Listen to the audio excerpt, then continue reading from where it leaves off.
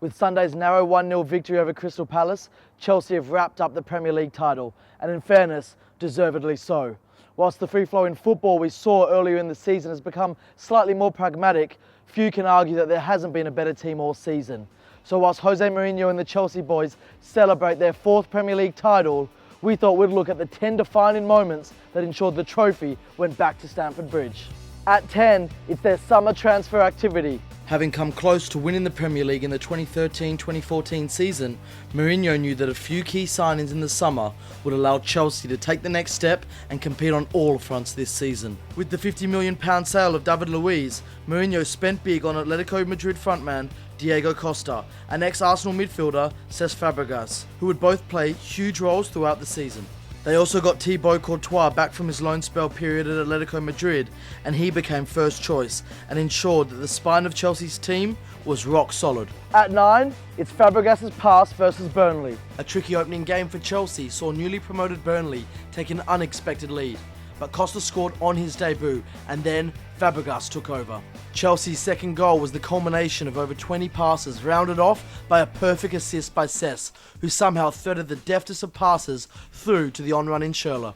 Fabregas looked certain to shoot, but his chipped first-time ball fell perfectly into Schürrle's path, who easily converted to give Chelsea the lead and was a sign of the quality of football that Chelsea would play in the opening half of the season. At 8, it's their undefeated early run against their title rivals. Chelsea's new signings took no time in settling in and helping the team earn crucial points. On the 8th of November, Chelsea beat Liverpool thanks to a Costa winner. This win meant Chelsea had played their main title rivals and remained unbeaten, amassing 8 points from a possible 12 with draws against Man City and Man United, plus victories over Arsenal and Liverpool. At 7, losing to Newcastle. By the beginning of December, talk of going unbeaten in the Premier League was rife as Chelsea had already gone 14 matches unbeaten. Chelsea was 6 points clear at the top of the Premier League table, so it came as a shock when they suffered their first defeat at Newcastle 2-1.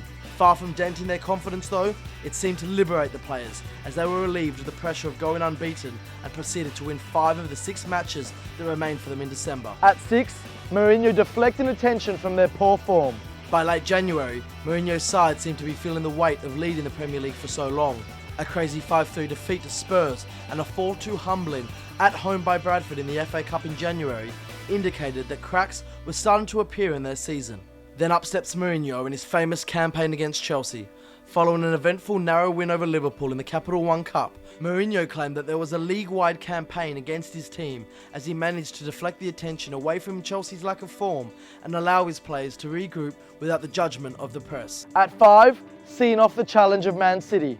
Chelsea's dip in form saw defending champions Man City draw level at the top of the league.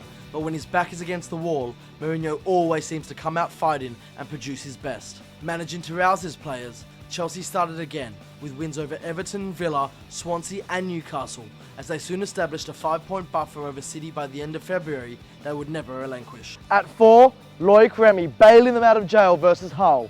Into March, and after dramatically being knocked out of the Champions League by PSG, Chelsea were lacking in confidence, and it showed in their 1-1 draw to Southampton 4 days later. Needing a win in the league to establish some momentum, they faced Hull, where an uncharacteristic Courtois howler led Hull back into the game as Chelsea let slip a 2-0 lead.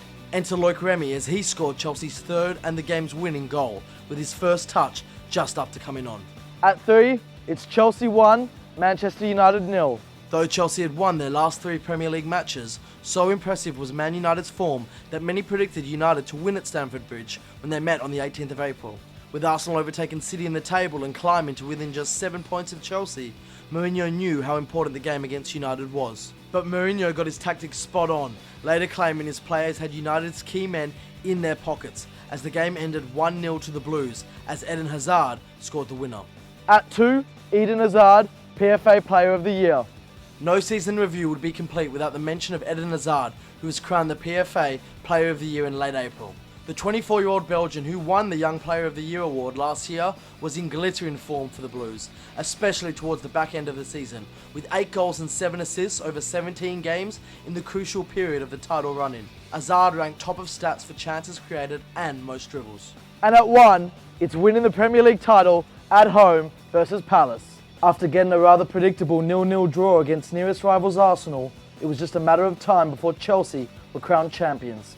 A win at relegation third in Leicester meant Chelsea had the opportunity to win the league in front of their own fans against Crystal Palace. Fittingly, it was another clean sheet, with the defence expertly marshalled by John Terry and a goal from Eden Hazard which clinched a 1-0 win and led to triumphant scenes at the bridge. So there we have it, 10 moments that defined Chelsea's season that saw them crowned champions of England for the 2014-2015 season. But will they repeat their success next year, or can Arsenal, United, City or even a wild card knock them off their perch? Leave a comment below and let me know who you think is going to win the Premier League title next season.